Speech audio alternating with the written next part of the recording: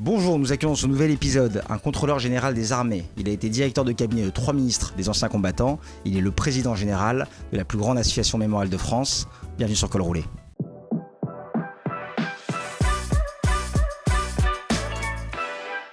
Bonjour, monsieur le président général Serge Barcellini. Bonjour. Merci à toi de venir sur le plateau de Col Roulé. On se connaît depuis quelques années maintenant. Absolument. Merci à toi de m'accueillir. C'est normal, on est très honorés. On se tutoie parce qu'on se connaît. Absolument. Et c'est le concept de l'émission. C'est un peu d'ouvrir le livre de ton histoire, découvrir où Serge Barcellini, qui est devenu président général, contrôleur général des armées, directeur de cabinet de 3 ministres des anciens combattants, mais on va le découvrir au fil de l'émission. Un peu voilà ton parcours. On invite des invités, même si je me répète, qui ont un parcours qu'on estimait inspirant, et notre attachement aussi, puisque voilà, ce média avait été voulu dans le prolongement de l'association Engagement Francilien, qui était devenu Engagement France Solidarité, et de mettre à l'honneur des parcours engagés comme le tien. Donc merci d'être là, et voilà un peu si on peut en savoir un peu plus de toi, si tu l'acceptes, et savoir où a grandi Serge Barcellini. Quelle a été un peu ton enfance, qu'est-ce que tu retiens de ton enfance, est-ce que tu acceptes de nous dire un petit peu plus sur toi? Écoute, merci d'abord, merci de m'accueillir et merci pour tes propositions en te disant que l'intérêt d'une vie, c'est simplement si on peut s'inscrire dans une histoire qui nous dépasse. Pour moi, c'est ça, et on va parler longuement de mémoire en particulier. Quelle histoire nous dépasse à un moment où on fait quelque chose. Alors, merci pour ton interrogation. Alors, on y va. On peut démarrer. Exactement. On peut démarrer. Donc, je suis né à Oyonnax dans l'Ain. C'est pas neutre, parce que Oyonnax dans l'Ain, c'est la ville où il y a eu le grand défilé du 11 novembre 1943 des maquisards. Ce qui fait que, bizarrement, j'ai toujours baigné dans une ville qui portait la mémoire de la résistance. Je ne savais pas du tout que j'allais m'occuper de ces dossiers-là. Mais je baignais dans cette histoire et... tous les 10 ans, il y avait un grand défilé. Je me souviens avoir fait le défilé lorsque j'avais 10 ans, parce que tous les jeunes défilaient à Oyonnax pour rappeler le défilé des maquisards d'Oyonnax. Bon, c'est important à savoir. C'était le début. Dès le début. Ma deuxième chose à savoir, c'est que j'ai un nom italien. Mon père était italien, il a été naturalisé français. Donc mon père était italien. C'était tous ces piémontais qui arrivaient pour travailler et qui passaient juste les montagnes et qui travaillaient le plus proche possible des montagnes, n'est-ce pas? Et Oyonnax étant une ville qui se développait à l'époque, dans les années 1920, lorsque mes grands-parents sont arrivés, mon grand-père est arrivé et mon père, bien évidemment. Ça, c'est pour la naissance, mais je vais encore te dire quelque chose. À Oyonnax, il y a plusieurs mémoires importantes. Et pour moi, il y a plusieurs héros. Donc, il y a le colonel Roman Petit, le défilé des maquisards d'Oyonnax, mais il y en a un second, totalement inconnu, qui s'appelle Léger Félicité Santona, qui est alors en plus mon grand héros à moi. C'est celui qui a aboli l'esclavage à Haïti en 1793. Donc, il y a marqué dans ma jeunesse, et j'ai créé l'association Mémoire de Léger Félicité Santona, c'est pas pour rien, parce que je trouvais qu'il y a dans cette ville à la fois une mémoire de la résistance et une mémoire de l'abolition de l'esclavage. Il y a là quelque chose qui se réunissait autour de notre nécessité de se battre pour une mémoire des droits de l'homme, de se battre pour une mémoire que nous partageons et qui nous fait vivre. Voilà, c'est important. Voilà ce que je souhaitais dire dans ta question d'où je viens. Bien sûr. Donc tu es né là-bas, tu es resté combien de temps Alors, je suis né là-bas.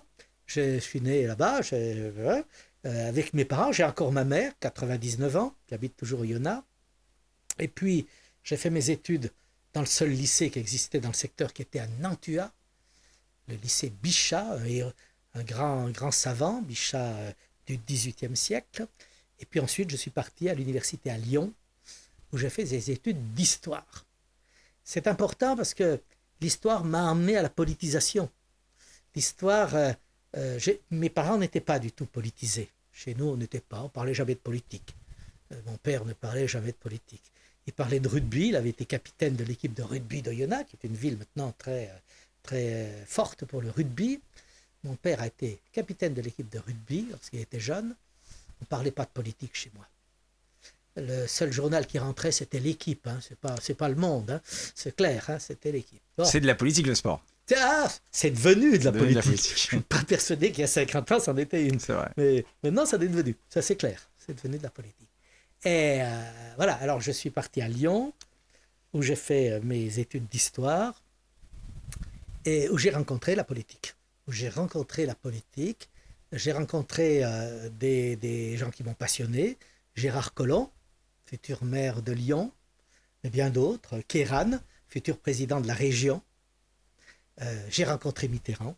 C'est la première fois où je suis allé. Tu avais quel âge? J'avais 20 ans ou 21 ans. 21 ans, j'ai déjeuné la première fois avec Mitterrand à Château-Chinon, au Vieux-Morgon, avec François Mitterrand.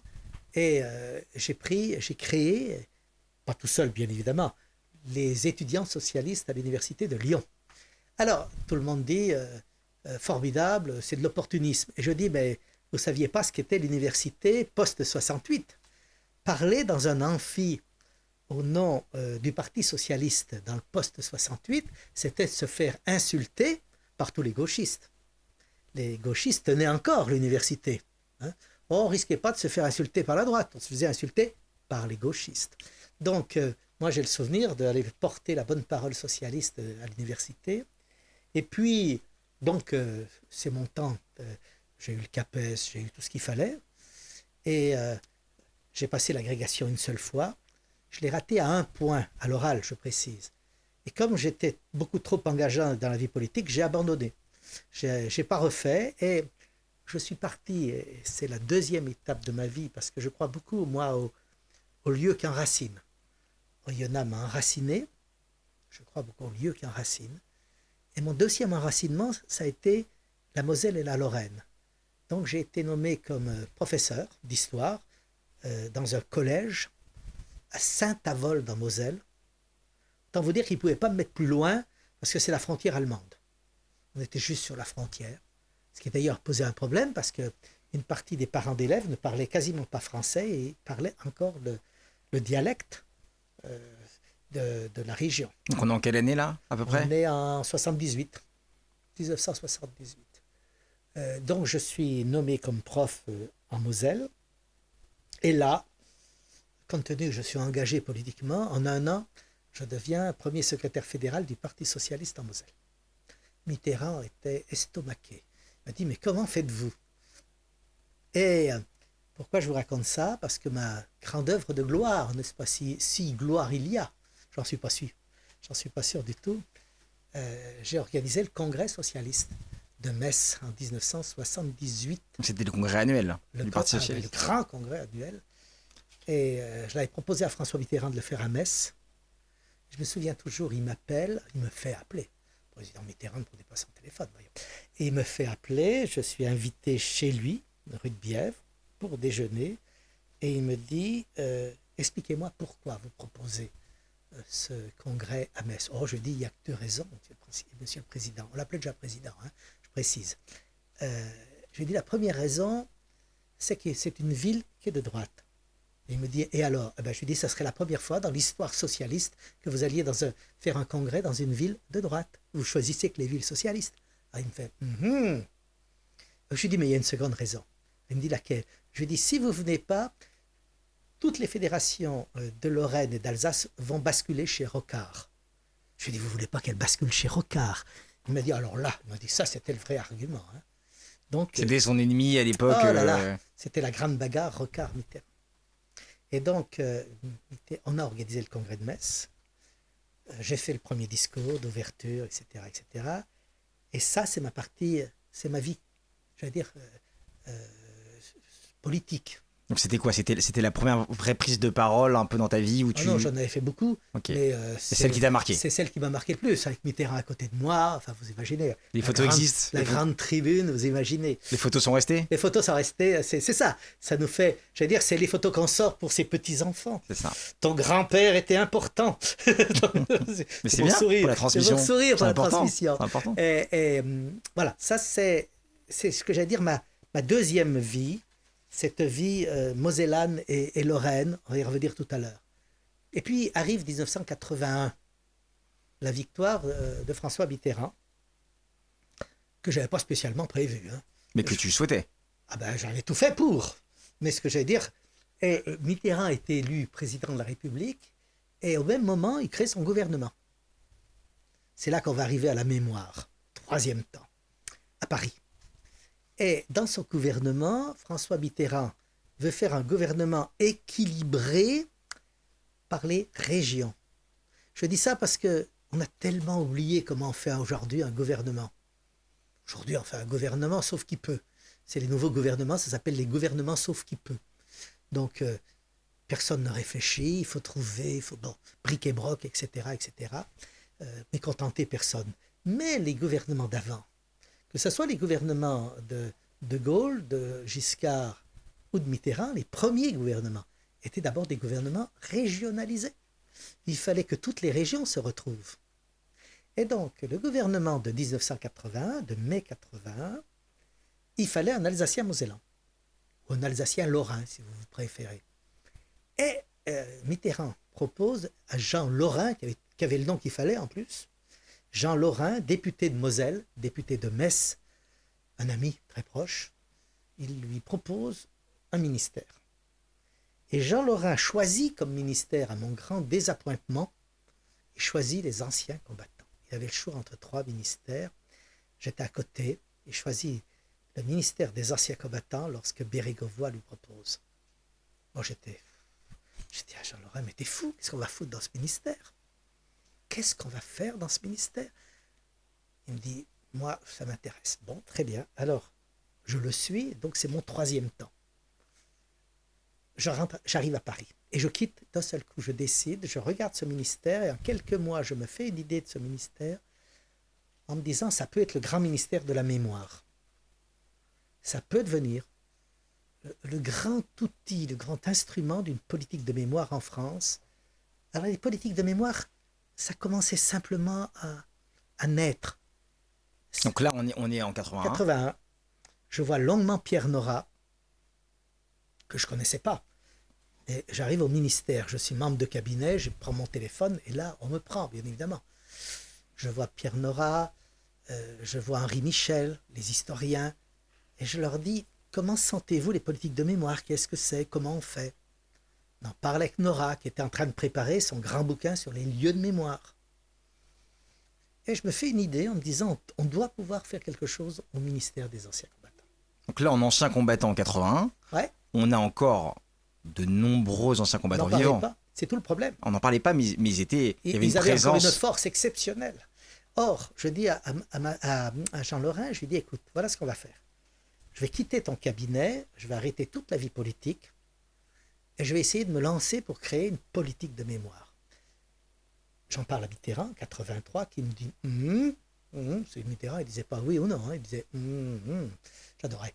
Et j'avais compris qu'il soutiendrait, et c'est vrai qu'il m'a toujours soutenu.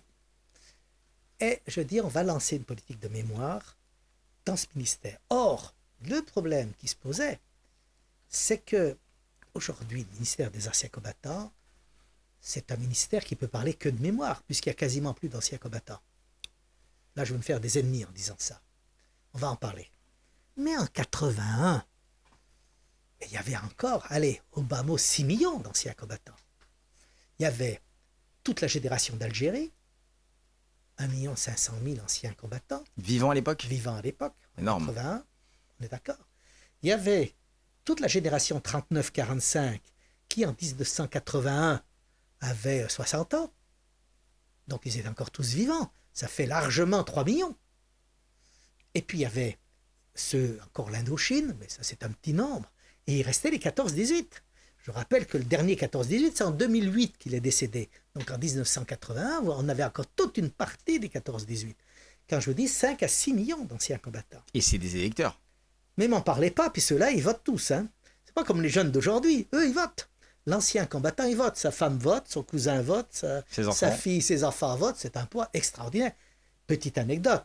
Je suis persuadé qu'une des raisons de la défaite de Giscard d'Estaing, c'est les anciens combattants. Ah oui. Je vous ouvre et je ferme la parenthèse, parce que c'est intéressant, politiquement. Bien sûr, évidemment. Giscard fait une erreur colossale en 1975. Une folie. le 7 mai 1975, Giscard d'Estaing annonce que la France ne commémorera plus le 8 mai. Et il dit, le 7 mai 1975, nous ne commémorerons plus le 8 mai parce que je privilégie le 9 mai, la journée de l'Europe, et nous privilégions désormais le développement de l'Europe au détriment de ce qui nous sépare ou de ce qui nous divise. Une erreur, mais capitale pour deux raisons. La première, elle est démographique. C'est ce que j'ai dit à Giscard quand je l'ai vu. Je lui ai dit, on ne supprime pas une cérémonie lorsqu'arrivent à l'âge de la retraite tous ceux qui veulent commémorer. Et c'était bien le problème. Deuxième problème, elle est politique. Il supprime le 8 mai au moment où il va se fâcher avec Chirac, qui va immédiatement attaquer là-dessus. Donc, de 1975 à 1981, Giscard va être attaqué de partout sur le 8 mai. Mais partout, partout, partout. On ne l'a pas retenu, hein, c'est fou, c'est pas resté dans les mémoires. Ah ben, c'est étonnant. Hein. Il a été... Alors, il y a eu, je ne sais pas combien de propositions de loi déposées, combien de questions écrites, inimaginables. Et tous les anciens combattants étant contre Giscard. Et Giscard ne s'en sortant pas, parce qu'il fait l'erreur de donner, pour récupérer, il donne des points aux anciens combattants, il augmente leur pension, il fait tout plein de choses, sauf qu'il ne retouche pas au 8 mai. Et en 1981, le 8 mai n'est plus commémoré en France. Le 8 mai 1981, on ne commémore plus le 8 mai. Vous allez voir ce qui se passe. Qu'est-ce que fait Mitterrand? Bien évidemment, Mitterrand dit aux anciens combattants, votez pour moi, je rétablirai le 8 mai. Et, pendant un an, on a arrêté de commémorer le 8 mai en France. Mais pas un an. De 1975 à 81, on n'a plus commémoré le 8 mai. Alors là, puisque Giscard l'avait supprimé. La mémoire effacée C'est pas mal, de hein? ma génération. Ah ben absolument. Je pense que personne ne Et le alors, sait. écoutez bien le problème qui se pose après. Écoute bien, parce que c'est extraordinaire, ça. On est en plein dans le temps présent. Hein. On croirait parler de Le Cornu et de Bérou en ce moment. C'est vrai. Bien. Qu'est-ce que fait Mitterrand en venant? En 81, il dit, je rétablis le 8 mai. Sauf que il y a toutes les associations qui lui demandent d'aller plus loin. Donc, on en fait une journée fériée, ce qui n'était pas le cas en 75. Car depuis entre 1969 et 1975, on commémorait le 8 mai, mais pas une journée fériée. C'est Mitterrand qui a instauré la Et en journée fériée. 81, il crée la journée fériée. C'est Historique. C'est historique. Donc on crée une journée fériée, on est en plein dans l'air du temps là. Hein.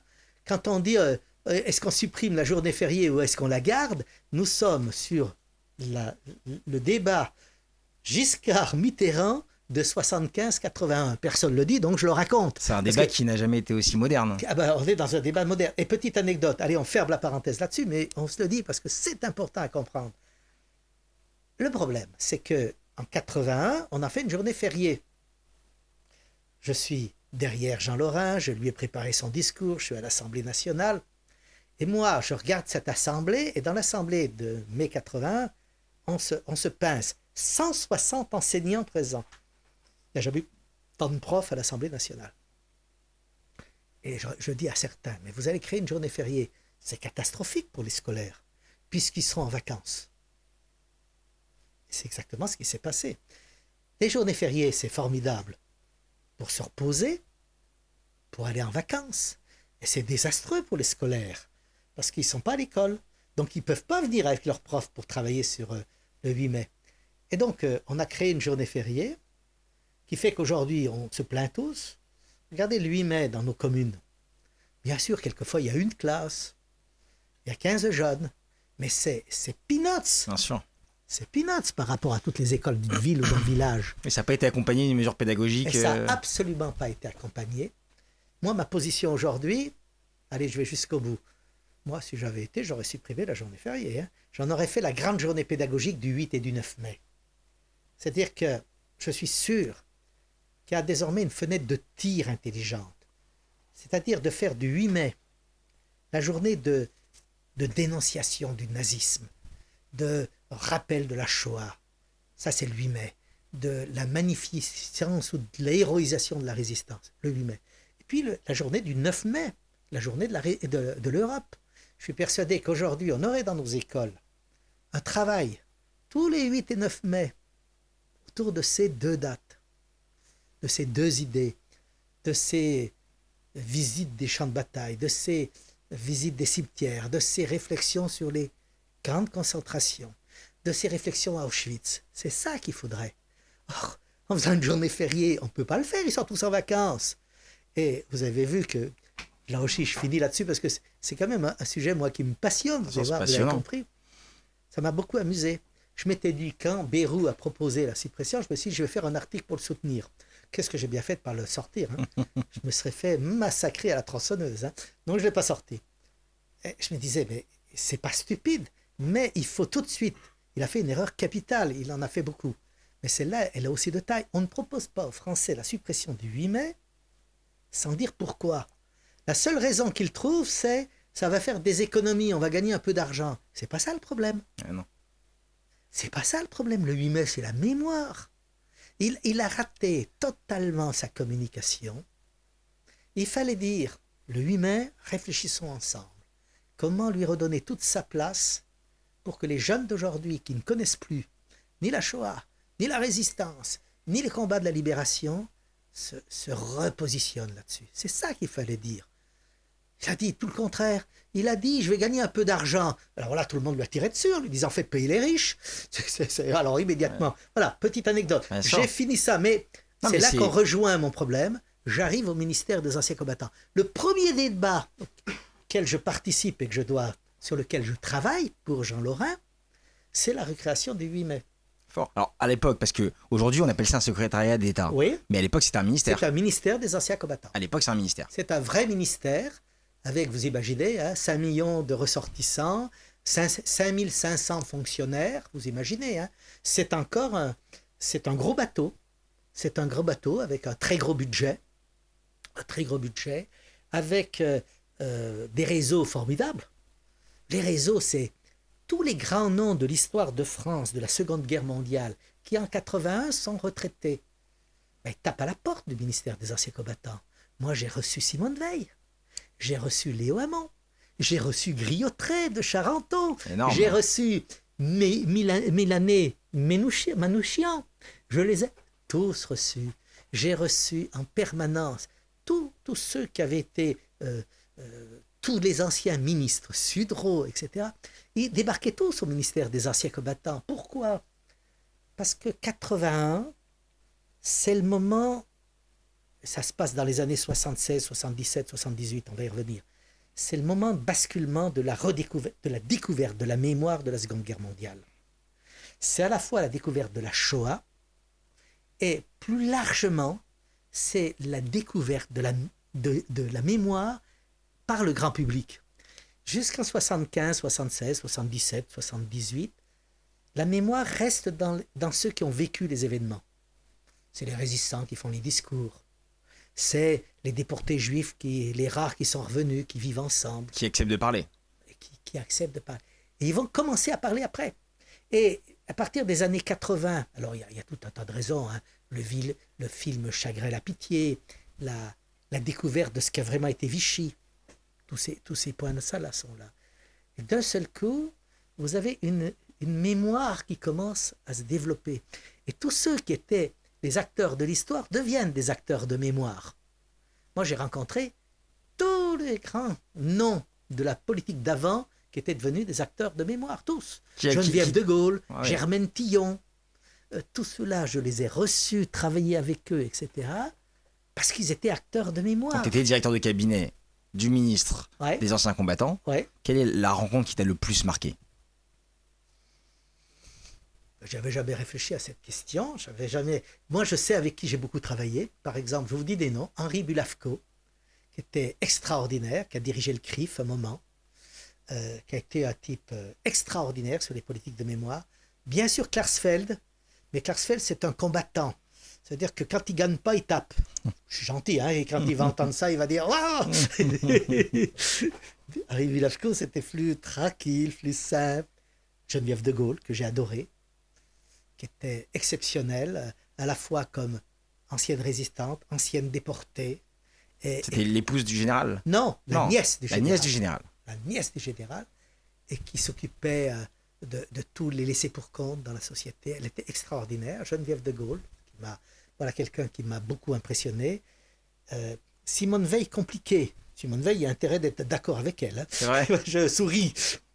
Une femme merveilleuse, mais De poigne. De poigne, voilà, on va dire ça. De poigne, mais j'ai des souvenirs extraordinaires. Hein. Mais c'était compliqué. Hein. J'ai beaucoup travaillé avec la maréchale de Lattre, compliqué aussi. Compliqué aussi.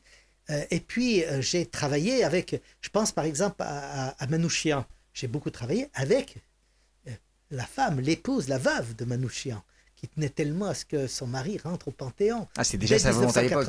Dès 1984. Dès 1984.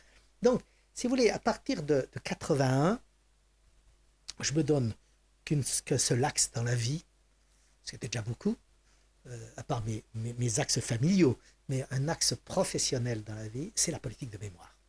Je me dis, il y a besoin dans ce pays d'une grande politique de mémoire.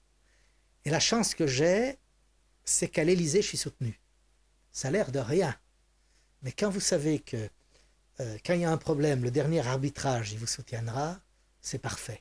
Donc, on a lancé au ministère la création d'une direction de la mémoire que j'ai créée à l'époque, que j'ai dirigée, qui était parfaite. Hein. Donc combien d'années ça a duré, cette direction de la mémoire? De 82 à 92, j'étais à la tête de toute la politique de mémoire au ministère. Pendant 10 ans, avec 3 ministres successifs. Avec 3 ministres successifs, j'ai tenu, puis après j'ai retrouvé d'autres ministres, mais je vais y revenir après. Hein. Donc de 82 à 92, j'ai tenu la politique de mémoire, on va dire de la France, entre guillemets. Donc comment, c'est intéressant, mais comment tu arrives à conjuguer un rythme de vie où à l'époque on le dit, il y a encore 5 à 6 millions d'anciens combattants vivants avec un gros bateau, le ministère des Armées, qui a énormément de fonctionnaires, plus de 5000 fonctionnaires. Comment tu arrives à concilier vie familiale et vie professionnelle au service de la France? J'ai la chance d'avoir une femme merveilleuse. Sinon, si elle écoute ça, elle va se dire, oh là là là là, j'ai une épouse merveilleuse, 50e anniversaire de mariage, donc j'ai pas de problème. Bravo. Bon, et professeur agrégé de géographie, ma femme, mon épouse, donc ça se passe bien, elle est prof à Paris. Donc je concilie, et puis je travaille beaucoup. Et objectivement, en plus, l'idée que j'avais, c'est de mettre dans le coup les anciens combattants. C'est-à-dire qu'ils devaient devenir des acteurs de mémoire. L'idée, c'était, vous avez été acteurs de l'histoire, vous avez été des militants associatifs, et bien maintenant, vous devenez des acteurs de mémoire. Et c'est le bouquin d'Annette Wierworka, L'ère des témoins. Elle a qualifié ces années 1990 de l'ère des témoins, de l'époque des témoins en quelque sorte. Et elle a tout à fait raison. On est entre 1980 et 2000, 95 quoi. On a 15 années là qui sont l'ère des témoins. Les anciens combattants rentrent massivement dans les écoles, les déportés, les résistants, ils témoignent. C'est l'ère des témoins. Et on voit bien là le basculement entre ces militants associatifs qui deviennent des acteurs de mémoire. Et moi, derrière, je pousse. Mais est-ce qu'ils ont conscience à ce moment-là qu'ils ont marqué l'histoire? Ou c'est toi qui arrives aussi parfois à leur faire comprendre? C'est tout un des problèmes, ça. C'est un problème de l'humain. On a beaucoup de mal à leur expliquer qu'il faut qu'ils montent un peu plus haut que ce qu'ils ont fait. Ça, c'est le problème de l'humain. Souvent, vous leur dites, venez dans la classe raconter. Ils vont raconter par le petit bout de la lorgnette et ils ont du mal à raccrocher ce petit bout de la lorgnette qui est en fait une composante de l'histoire globale. Mais ça, c'est tous. On a tous ce problème-là je dis toujours, notre destin individuel.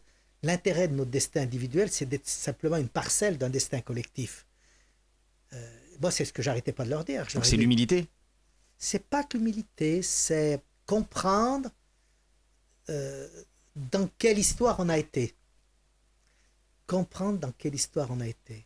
Que quand vous êtes résistant à Paris, vous êtes dans aussi une histoire plus large qu'être seulement résistant à Paris, etc. etc. Je pense que comprendre que nous sommes que des éléments d'un destin beaucoup plus large. Et j'ai passé mon temps à expliquer dans tous les discours que le ministère s'était transformé des anciens combattants en, j'allais dire, en héros du destin national, et non pas seulement en petite histoire personnelle. Est-ce que tu penses que par tes fonctions au ministère des anciens combattants, puis au ministère des Armées en tant qu'entraîneur général, tu as réussi cette mission? Je ne sais pas ce qu'on peut... En tout cas, ce qui est sûr, c'est qu'en 1981, le terme de mémoire n'existait quasiment pas. Puisque le bouquin de Nora sort en 83 et 84, les lieux de mémoire. Moi, je commence à le sortir dès 82. C'est passionnant de voir à l'Assemblée nationale quand est-ce qu'on commence à parler de mémoire. On commence à en parler très tardivement, 95, pas avant. Aujourd'hui, il est partout. Vous ne pouvez pas sortir sans lire un journal. Je lisais le Monde hier, Le Monde ou le Figaro. Le Monde de hier, on veut créer la politique de mémoire pour les victimes des avortements. Politique de mémoire pour la victime des avortements.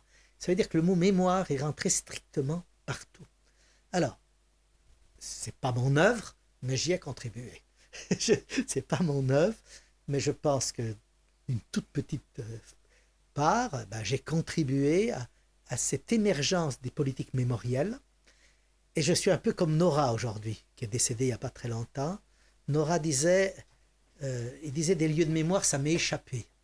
Je l'ai créé, mais maintenant, est-ce que je suis fier de ce que ça devient? Alors il s'interrogeait. Alors un jour, je lui ai dit, c'est le même problème que j'ai. Est-ce que je suis fier de toutes les politiques de mémoire qu'on fait aujourd'hui? J'en suis pas totalement fier. Donc, c'est compliqué, hein?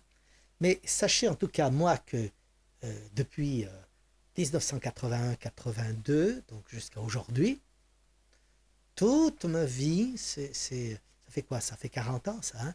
42 ans, 43 ans, c'est la politique de mémoire que j'ai d'abord fait pour l'État jusqu'en 2015 et que je fais aujourd'hui dans la vie associative depuis 2015. Donc, d'abord pour l'État, alors jusqu'en 2012, jusqu'en 1992 au ministère. Ensuite, je reviens au ministère comme directeur de cabinet d'un ministre sous Hollande, où je redécouvre un ministère qui n'est plus du tout à fait celui que je voulais. Qui est un secrétariat d'État peut-être même. Plus qu'un secrétariat d'État, et qui n'était plus capable de faire une politique de mémoire. C'est un des problèmes d'aujourd'hui. J'ai le droit de faire de la politique, hein, là. Donc j'en fais. Aujourd'hui, ce n'est plus le ministère qui fait de la politique de mémoire, c'est l'Élysée. Nous avons eu une transformation, un déplacement des politiques mémorielles. On a un déplacement tout à fait significatif, qui est le déplacement de toutes les politiques françaises. Hein. Mais je vais parler au moins de la politique de mémoire que je connais. Sous Mitterrand, les ministères faisaient de la politique. Et je n'ai pas dit que Mitterrand ne coordonnait pas, ne tranchait pas. Il coordonnait, il tranchait. Mais c'est bien les ministères que ça montait. Mes ministres, je les faisais parler 2 fois en Conseil des ministres, où ils présentaient les politiques de mémoire en Conseil des ministres.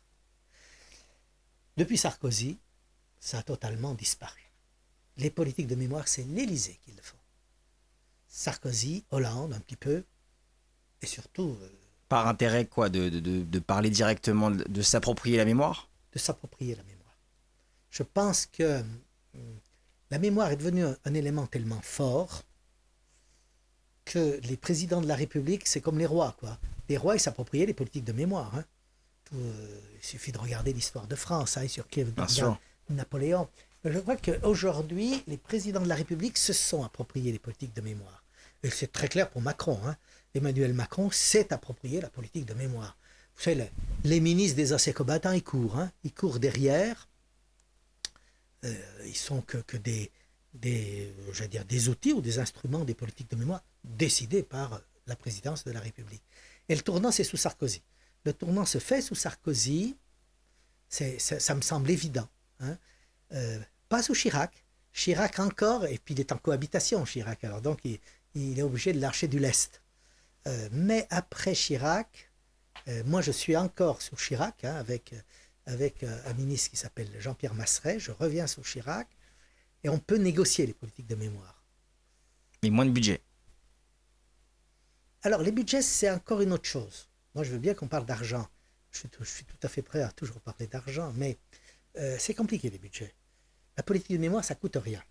C'est la première chose que je devrais dire, ça coûte très peu. Ça coûte rien par rapport aux pensions, ça coûte rien par rapport aux retraites, ça coûte rien par rapport à la politique sociale de la France, ça coûte rien par rapport à la politique culturelle. Ce sont des symboles. C'est un symbole. Ça ne coûte pas grand-chose, la politique de mémoire. Qu'est-ce que coûte l'entretien des nécropoles nationales en France? Quoi? 10 millions d'euros par an? Excusez-moi de dire, c'est peanuts. C'est peanuts. Qu'est-ce que coûte l'organisation des cérémonies patriotiques en France nationale? 1 million d'euros? Peanuts. Donc, j'insiste beaucoup en disant, la politique de mémoire, je ne suis pas persuadé qu'elle coûte beaucoup. Alors, qu'est-ce qui fait que ça freine? L'intelligence collective. Oui, faut dire la vérité, on dit la vérité. On va dire la vérité, qui n'a peut-être pas compris que la mémoire c'est essentiel, puisque je ne vous ai pas dit aussi pourquoi je suis tellement pour la politique de mémoire. Parce que je crois que, moi je suis très Ernest Renan, qui avait fait un grand discours en 1883, oui, 83, et son discours est extraordinaire, c'est à la Sorbonne, il fait un discours en disant « Qu'est-ce que la nation ?» Et je résume. Il dit la nation française, c'est deux choses. C'est premièrement une envie de vivre ensemble. Très important. C'est très moderne ce que je vais dire. Hein. Si vous n'avez pas envie de vivre ensemble, vous savez faire nation, c'est compliqué. Il appelle ça le plébiscite de tous les jours. C'est beau comme tout. Il faut avoir envie d'être ensemble. Mais il dit surtout, c'est une histoire partagée. Si vous ne partagez pas une même histoire, vous ne faites pas nation. Je suis 100% sur cette idée. Terriblement moderne comme discours. C'est d'une modernité extraordinaire. Vous imaginez, c'est le discours d'aujourd'hui. C'est fou. Vous voulez faire nation? Et vous dites que vous n'aimez pas la France. Comment voulez-vous faire nation? Vous voulez faire nation? Vous passez votre temps à dire qu'on est des salauds. Ah ben c'est quand même compliqué. C'est exactement le problème. Et les politiques de mémoire, c'est ça. Je n'ai pas dit que les politiques de mémoire, elles doivent trafiquer l'histoire. Pas du tout. Elles ne doivent pas trafiquer l'histoire. Mais elles ne doivent pas se cristalliser que ce qui est les mauvaises politiques ou les mauvais actes de la France.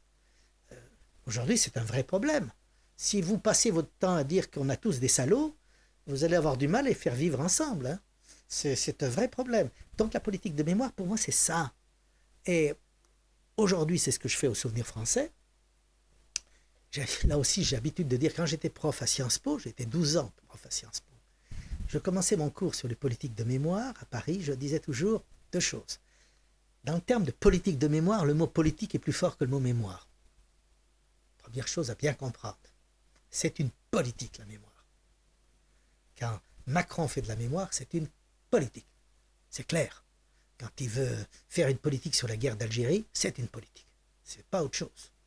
Donc, c'est la première chose. Et puis, je disais toujours, et puis la deuxième chose, il faut bien comprendre ce qu'est la mémoire. La mémoire, c'est le tri de l'histoire au temps présent. Alors, à quel moment, dans ce tri de l'histoire, on risque pas de quelque part mettre en place une concurrence mémorielle et comment on peut arriver justement à conjuguer ces mémoires, pour toi? Alors, ça a été tout le problème du ministère. Par exemple, allez, je vous donne un exemple très concret. Au ministère, on n'a pas compris l'importance du film Shoah de Lanzmann. J'ai reçu Lanzmann, qui venait m'expliquer son projet de film. Claude Lanzmann, donc avant qu'il... Claude Lanzmann, vous voyez, le Claude Lanzmann, oui, le Claude Lanzmann, qui est aujourd'hui décédé. Et ce film extraordinaire qui va jouer un rôle tellement capital sur... Moi-même, je n'ai pas totalement compris l'importance faramineuse que le film allait tenir dans les consciences. Alors, c'est là que j'arrive. Aujourd'hui, c'est compliqué parce que la mémoire, ça part dans tous les sens. D'où la concurrence dans les mémoires. Tout le monde veut faire mémoire, tout le monde parle de mémoire, etc. etc. Donc, on a des concurrences. Alors on a des concurrences d'abord entre héros et victimes. Alors, je résume, entre les déportés et les résistants, les héros et les victimes. Et puis on a la concurrence parmi les victimes. Victimes de la Shoah, victimes du génocide arménien, victimes de, je sais pas quoi, le Rwanda, on a des victimes partout. L'esclavage, l'esclavage, toutes les victimes possibles. Et là, on se dit, oh là là, comment on en sort? Comment on en sort pour quand même garder, comment vous expliquer, une mémoire qui permet de souder les Français? Parce que c'est quand même ça le pari. Hein? Comment trouver une politique de mémoire qui, tout en étant respectueux de l'histoire, c'est un vrai pari. Hein. C'est-à-dire que comment que notre mémoire doit trier sans réécrire l'histoire, et comment néanmoins ce tri doit permettre de favoriser la cohésion des Français. Moi, je suis inquiet tous les jours. Hein. Je suis inquiet tous les jours. Par exemple, quand je travaille avec les Harkis sont jaloux de la Shoah. Ils disent pourquoi pour eux et pas pour nous. Je leur dis, attendez, il y a de la place pour tout le monde. C'est le moment ou jamais de réfléchir ensemble, etc. etc. C'est en effet les problèmes de politique de mémoire aujourd'hui, pour moi, sont des problèmes centraux. Hein. C'est vraiment un problème fort. Je pense qu'Emmanuel Macron en fait beaucoup trop, parce que c'est encore un autre problème. Trop de mémoire tue la mémoire, comme trop d'impôts tue l'impôt. J'adore. Ouais. Quand on me dit trop d'impôts tue l'impôt, ben je dis trop de mémoire tue la mémoire. C'est vrai. C'est clair. Trop de mémoire tue la mémoire. À force de faire de la mémoire dans tous les sens pour tout le monde, on va tuer la mémoire, ce qui est là aussi un problème. Donc, c'est des sujets, si vous voulez, qui, moi, m'interrogent énormément, parce que je pense que j'y ai voué ma vie, hein, j'y ai voué ma vie professionnelle, et je continue à la vouer à travers le souvenir français. Et donc, ça a été mon grand tournant de 82. Depuis, je n'ai jamais quitté ce tournant. J'ai totalement quitté la vie politique. Je me suis tenu totalement extérieur à la vie politique en disant, moi, je fais le rassemblement. Et on essaye de faire quelque chose large. Et nous sommes aujourd'hui en 2025 avec un autre grand tournant, c'est que les témoins ont disparu. La fameuse ère des témoins d'Annette Viorvorka, c'est fini. Qu'est-ce qui reste comme témoin? Les témoins de 39-45, ils ont 100 ans. Hein. Bon, je vous dis pas, hein. Trouvez-moi des résistants qui ont encore quelque chose à raconter, vous pouvez y aller. Hein. Combien il reste de déportés capables d'aller parler une parole dans les écoles? Quasiment plus. Donc, l'ère des témoins de 39-45, c'est fini. L'ère des témoins de 14-18, ça fait longtemps que c'est fini. Et la guerre d'Algérie, c'est pas du tout la même chose. La guerre d'Algérie, elle divise les Français. Elle ne rassemble pas les Français. C'est un vrai problème. La guerre d'Algérie, elle divise. Chacun a sa guerre d'Algérie. Vous avez les Pieds Noirs qui ont une guerre d'Algérie, avec quelque part pour les plus radicaux d'eux, l'OAS. Vous avez les anciens combattants qui ont une guerre d'Algérie. Vous avez les Harkis qui ont une guerre d'Algérie. Vous avez les favorables du FLN qui ont une guerre d'Algérie. Donc, vous avez la guerre d'Algérie, elle divise. Et il y en a qui ne comprennent pas pourquoi est-ce qu'on parle de ça. Absolument. Et puis, il y a tous ceux qui disent, mais qu'est-ce que ça vient foutre dans notre histoire? Il y en a qui me disent ça. Hein. Ils me disent, laissez les colonialistes entre eux. Je dis, c'est pas des colonialistes, c'était l'histoire de France. Moi, quand on me dit, c'est une histoire coloniale, je dis, mais attendez, tout est histoire coloniale dans ces cas-là. La France s'est développée sur les colonies, qu'on ne vienne pas me raconter le contraire. Le fameux esclavage, Léger, Félicité, Santona. Attendez, la richesse de la France en 1789, c'est sa colonie de Saint-Domingue. Hein, qu'on ne vienne pas me raconter, avec que des esclaves, 500 000 esclaves.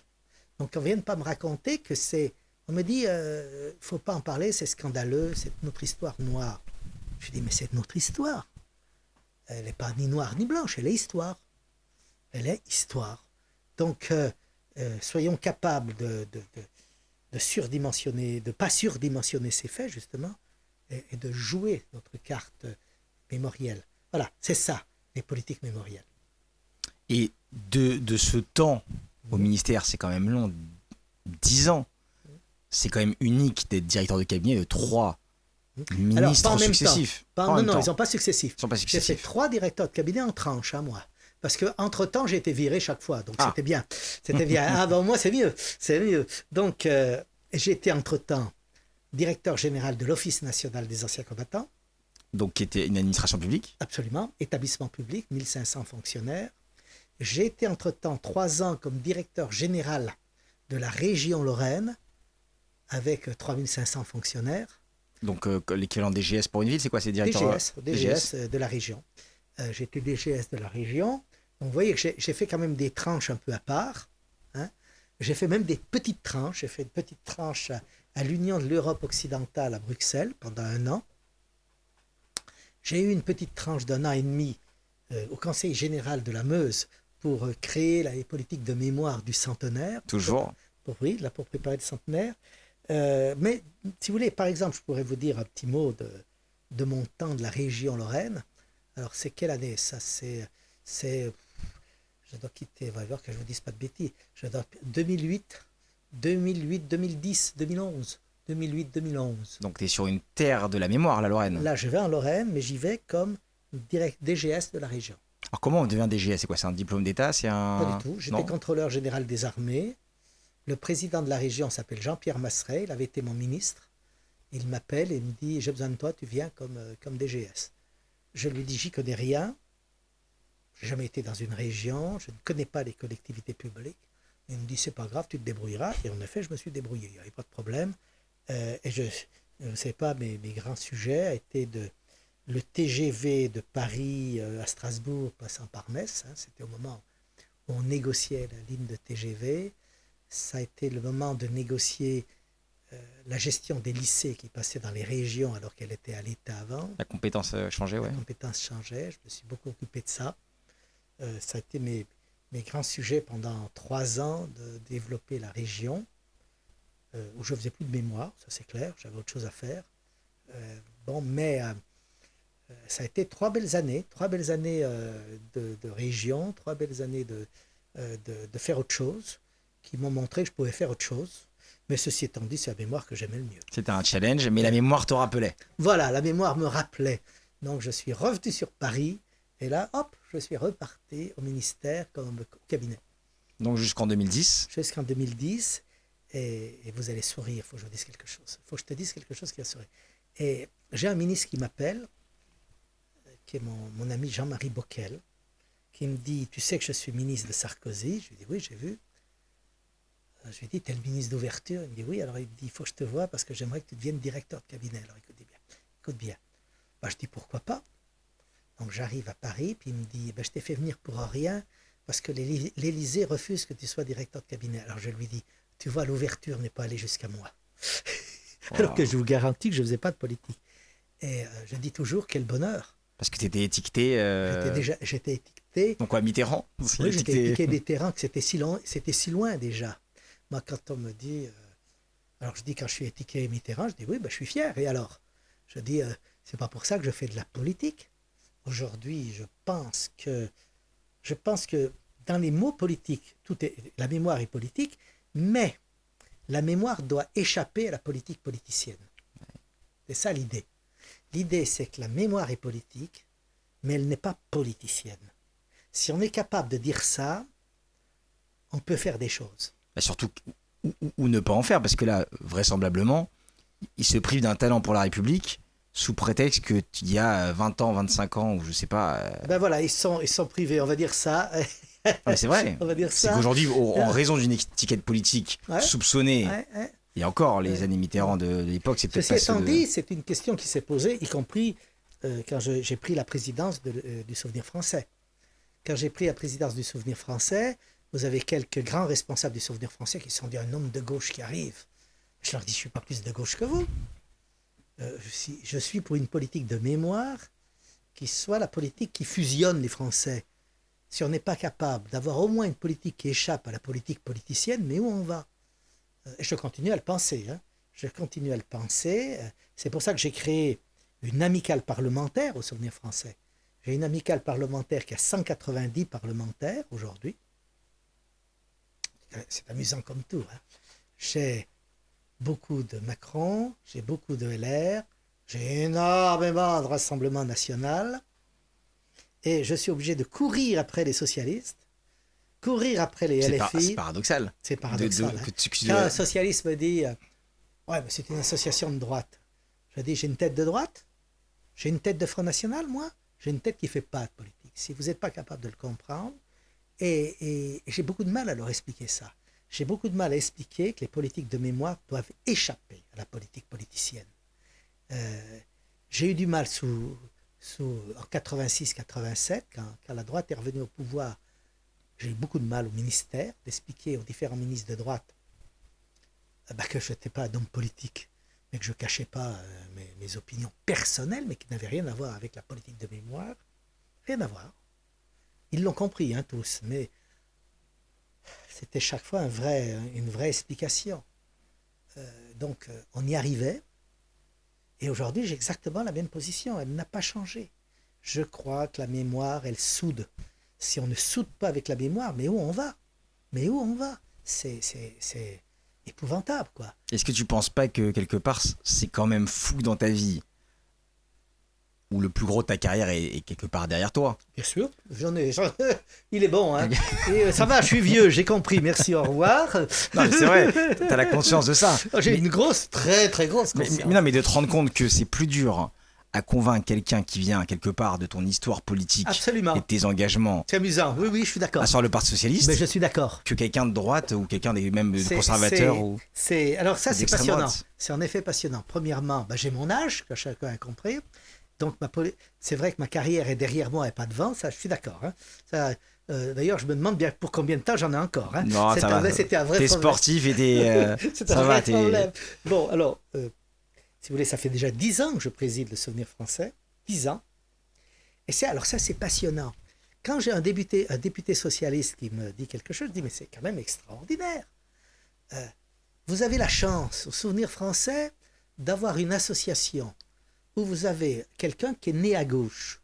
Moi, je ne suis pas né, parce que je vous disais que mes parents n'y étaient pas. Mes parents ne faisaient pas de politique. Je disais, mais en tout cas, moi, je n'ai pas été marqué dans ma jeunesse là-dessus. Mais je suis radicalement anti-politique aujourd'hui. Je vais vous expliquer ce qui vient de se passer au Souvenir français. C'est un moment tout à fait intéressant à comprendre. Au mois d'août, dans un comité du Souvenir français, en Alsace, j'ai eu un président qui faisait un discours pour, tenez-vous bien, 1870.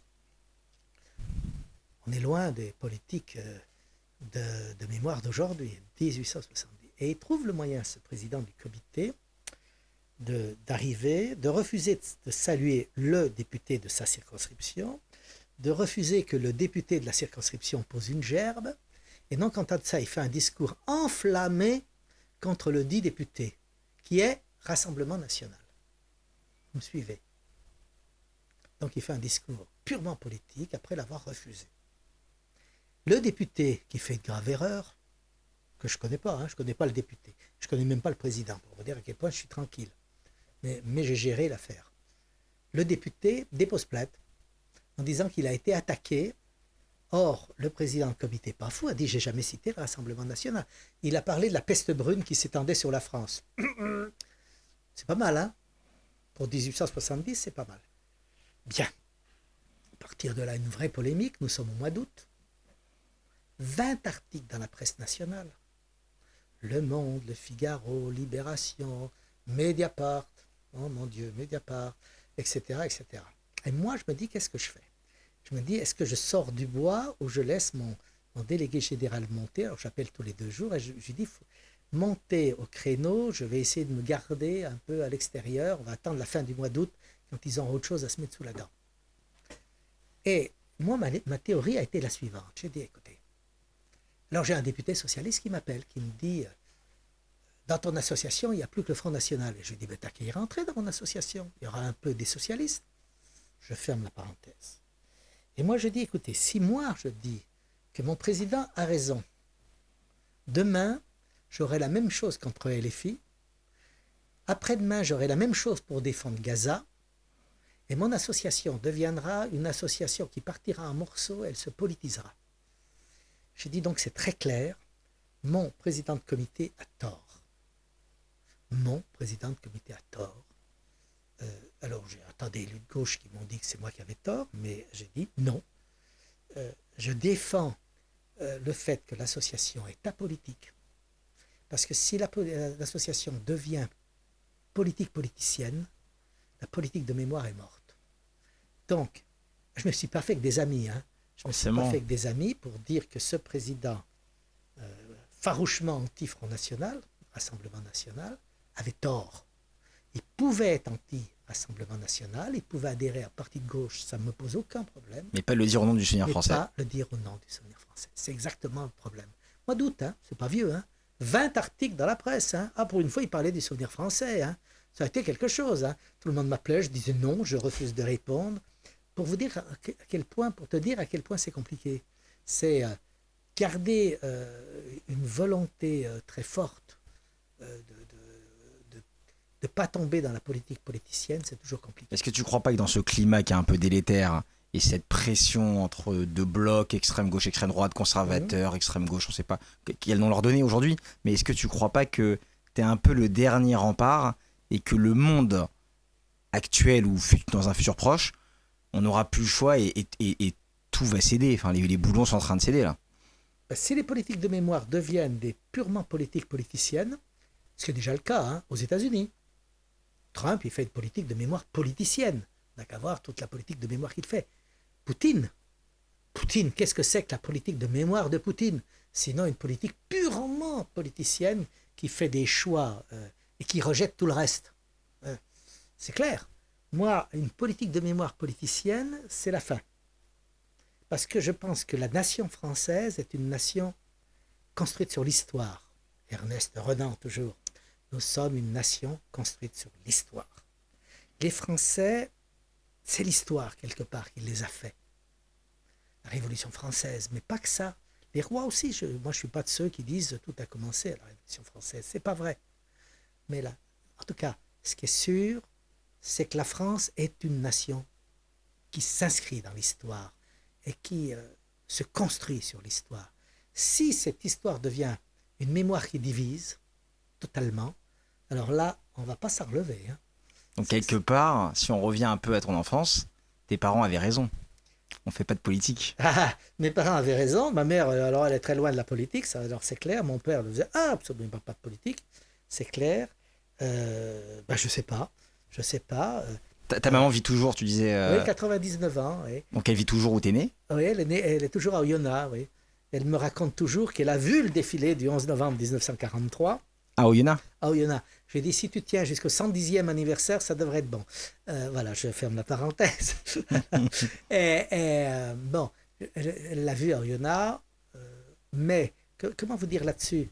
Je ne sais pas, je crois à la politique, je crois qu'il faut faire de la politique. La politique n'est pas quelque chose de sale. La politique, elle est nécessaire. Je ne vois pas comment on peut diriger un pays en dehors d'élections. Je ne vois pas comment on peut choisir dans une commune en dehors d'élections. Donc la politique, elle est quand même saine. Mais, j'ajoute, tout ne doit pas rentrer dans la politique politicienne. Même si je conçois bien que la mémoire est politique, ça je le conçois, mais tout ne doit pas régler. Pour vous amuser, si tout va bien, pour t'amuser surtout, si tout va bien, je fais un bouquin. Je suis pas prêt de le finir, le jour où j'y vais. Hein. Il y a le titre déjà? Oui, la politique de mémoire au temps de François Mitterrand. Ah, on y revient. 12 ans. Ça fait plaisir à mon père. Voilà, ça fait plaisir à ton père, tu lui diras. Et ça me permet de comparer, ça me permet d'étudier De Gaulle, qui avait une énorme politique de mémoire, géniale. La politique de mémoire de Gaulle, c'est extraordinaire. Hein. Là, on voit bien qu'il y a une volonté de politique de mémoire. Mais alors lui, c'était très fort, hein, un point. Faut que je te raconte quelque chose, parce que pour ceux qui suivront ce podcast, ça les amusera. Le 6 juin. Aujourd'hui, le 6 juin, 44, c'est énorme. Tout le monde regarde sa télévision, tous les chefs d'État sont en Normandie, tout le monde se serre la main, il y a même Poutine, il y a tout le monde. Hollande a fait venir Poutine, quelle erreur, je ferme la parenthèse, etc., etc. J'étais contre. Et je vais dire pourquoi. Mais le 6 juin, c'est tout nouveau. Il n'y a rien de plus neuf que le 6 juin. Jusqu'en 1983, De Gaulle refusait qu'on commémore le 6 juin. De Gaulle n'a jamais mis les pieds en Normandie un 6 juin. Jamais.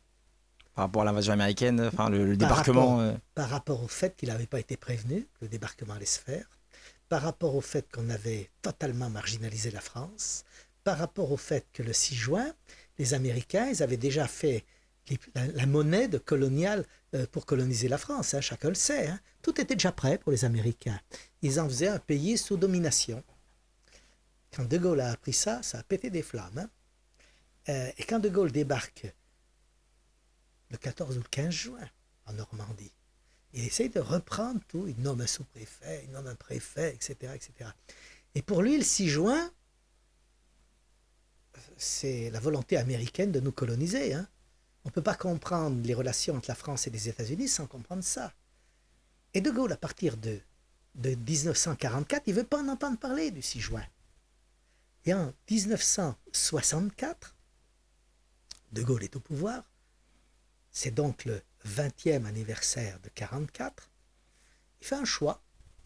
Il dit, je vais aller commémorer le débarquement de Provence du 15 août 1944 et je refuse d'aller en Normandie pour le 6 juin 1944. Alors il dit, bon, si mon ministre des Anciens Combattants veut y aller, on veut peut-être y aller. Peanuts. Donc, jusqu'en 1983, le 6 juin, c'est rien, en termes commémoratifs. Et le tournant, c'est 1984, c'est Mitterrand. Moi, je fais la note, je dis, il faut qu'on le fasse, voilà pourquoi, parce que le tournant est là, etc., etc. Mitterrand dit oui. Et donc, Reagan, Mitterrand, etc. Depuis, c'est devenu... une institution. Alors le truc, la journée commémorative, tous les 10 ans, on bouffe tout le monde, il n'y a plus que ça, le 6 juin, on bouffe tout le monde, la télévision, les machins, etc. Et personne n'arrive à comprendre que ça ne s'est pas joué comme ça. La vie, la politique mémorielle, voilà encore un temps, c'est une politique. Si Mitterrand n'avait pas dit en 84, oui, c'est le moment, ben on continuait sur une lancée de Gaulle, c'est exactement comme le 8 mai. Hein. Il y a bien eu des actes politiques à un moment donné, et ces actes politiques, pour moi, ils doivent être pensés, et ils doivent être pensés dans le sens collectif. Par exemple, je reviens sur mon 6 juin, en 84, j'avais fait une note, donc je suis allé pour monter ces cérémonies, j'avais fait une note pour dire quels étaient les chefs d'État qu'il fallait inviter. Et dans ma note à Mitterrand, c'était clair. J'avais dit, nous n'invitons que les chefs d'État qui ont eu des soldats qui ont débarqué sous leur propre uniforme et sous leur propre chef. Ça limitait singulièrement le nombre de chefs d'État présents. Les Canadiens, les Britanniques, les Américains, un peu les Norvégiens, parce qu'ils avaient des bateaux sous leur propre commandement, les Polonais, on les avait largement oubliés, puis je crois que c'est à peu près tout, 5 ou 6 nations. Donc en 1984, il n'y a que 6 chefs d'État à côté du président Mitterrand, plus le grand-duc de Normandie, parce que, le grand-duc du Luxembourg, qui est le dernier chef d'État qui a fait le débarquement comme soldat.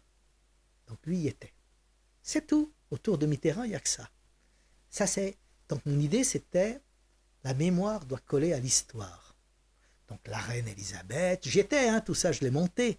Reagan, etc., etc. Et puis, qu'est-ce qui se passe après?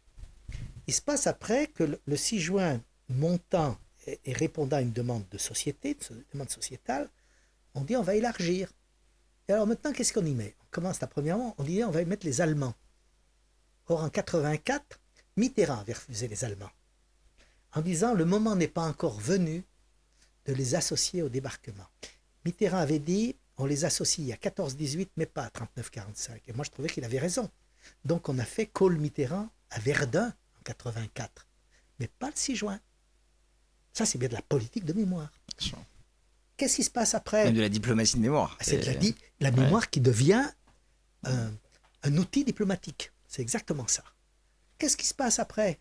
Chirac dit, moi j'invite les Allemands. Très bien, on invite les Allemands. Et après, c'est Hollande, il me semble le 10e anniversaire d'après. Alors Hollande dit, j'invite Poutine. Alors si on invite Poutine, il n'y a pas de raison de ne pas inviter l'Ukraine. Hein. Ils ont vraiment débarqué, les Ukrainiens. Non, mais quelle rigolade. Est-ce que les Russes ont débarqué? Alors on nous dit, ah oui, mais les Soviétiques, ils n'ont pas débarqué, mais c'est grâce à eux qu'il y a eu le débarquement. Ah oui, d'accord, ok, oui, alors on réfléchit beaucoup. On se dit, oui, d'accord, c'est vrai, ils se battaient à Stalingrad. Donc pendant que les Allemands étaient à Stalingrad, ils n'étaient pas sur les plages de Normandie. Mais vous pouvez écrire toute l'histoire du monde avec ça. Hein. Parce que c'est comme ça qu'on a justifié Poutine. Donc on a invité Poutine. Et ce qui fait que d'un seul coup, notre cérémonie du 6 juin est devenue autre chose que de la mémoire. C'était un G7. C'est exactement ça. On en a fait un espèce de truc qui, moi, me fait hurler. Parce que je dis, là, vous êtes en train de vous tromper. Parce que comment voulez-vous expliquer aux Français ce qu'est le 6 juin si vous y voyez Poutine et le président ukrainien? Là, vous vous dites, il y a un vrai problème, quoi.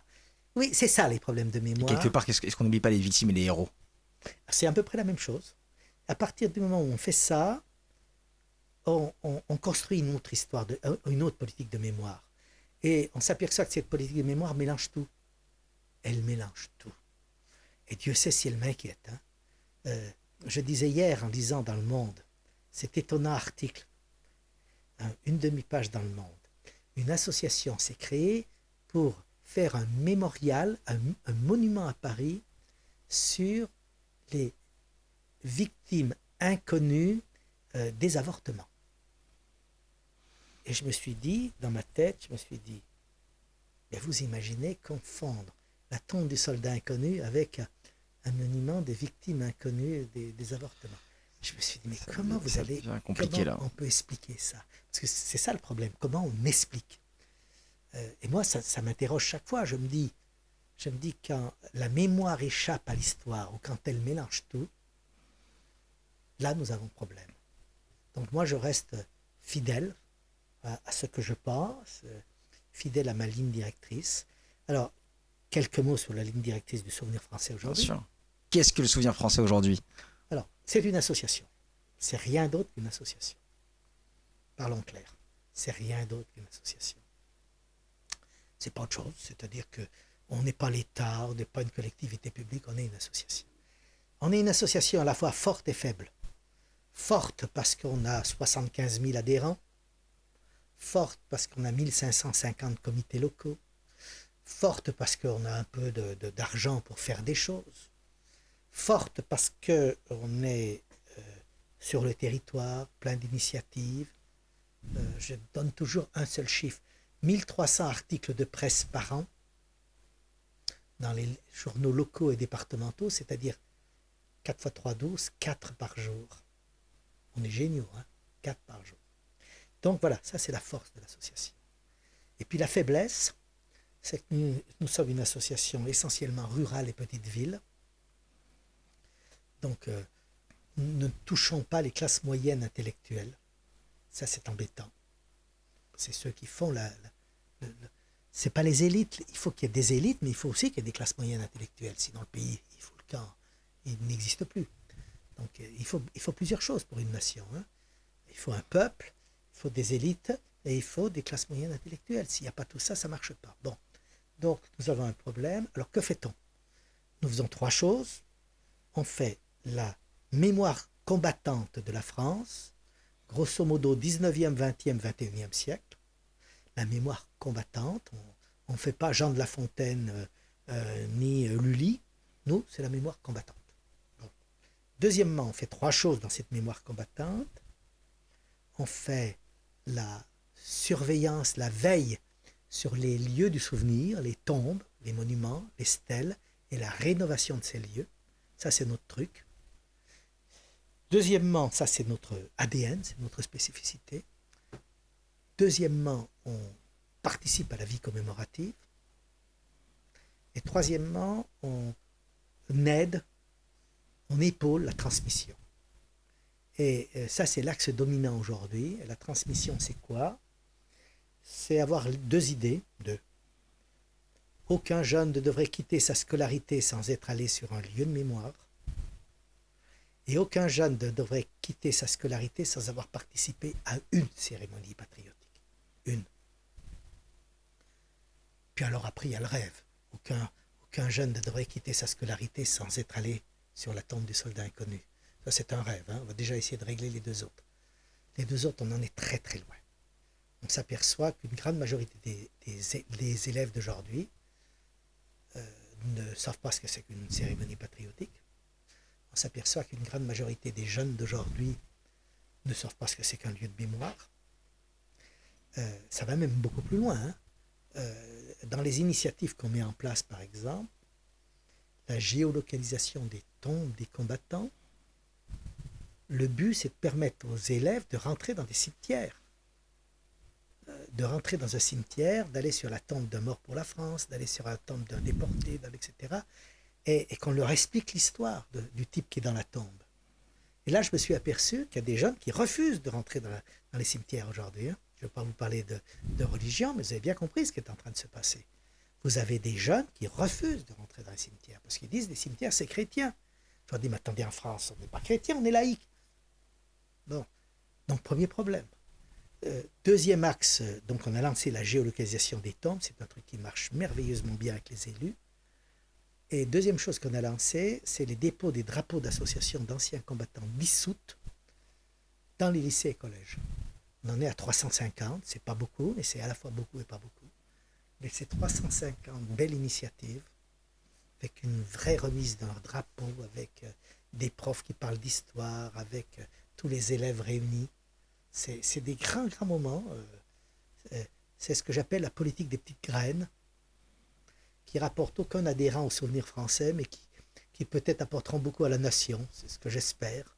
La politique des petites graines des souvenirs français. C'est ce qu'on peut te souhaiter. Voilà, c'est ce qu'on peut me souhaiter. On a une tradition dans le podcast en fin d'émission, c'est de revenir un peu sur ton enfance. On a un peu vu tout ton parcours, de Yona à tes études, au Parti Socialiste, à l'accompagnement du président de la République François Mitterrand, dans les différents cabinets. Et en fait, on revient en fin d'émission. Et qu'est-ce que tu dirais au petit Serge Barcellini qui est né au Yona, si tu devais lui donner un conseil? Petit Serge Barcellini, je dirais que premièrement, je n'avais pas du tout programmé ça dans ma vie. Le petit Serge Barcellini, il était appelé à vivre à Oyonnax. Voilà, c'était ma ville. J'y vais régulièrement, une fois par mois, pour voir ma mère, ma ville. J'avais absolument jamais programmé de quitter Oyonnax. Je ne regrette rien de ma carrière aujourd'hui, je ne regrette rien de ma vie, qui a été une construction. Et ce que je pourrais dire simplement à tout le monde, c'est que tout est possible. Tout est possible parce que rien ne me prédestinait, moi. Hein. Rien ne me prédestinait. Un père ouvrier, à Oyonnax dans l'Ain, italien d'origine, naturalisé en 1936. Donc j'avais vraiment rien pour. Et donc je dirais simplement qu'il faut se battre pour que son destin rentre dans un destin collectif. C'est tout. Je crois fondamentalement à ça.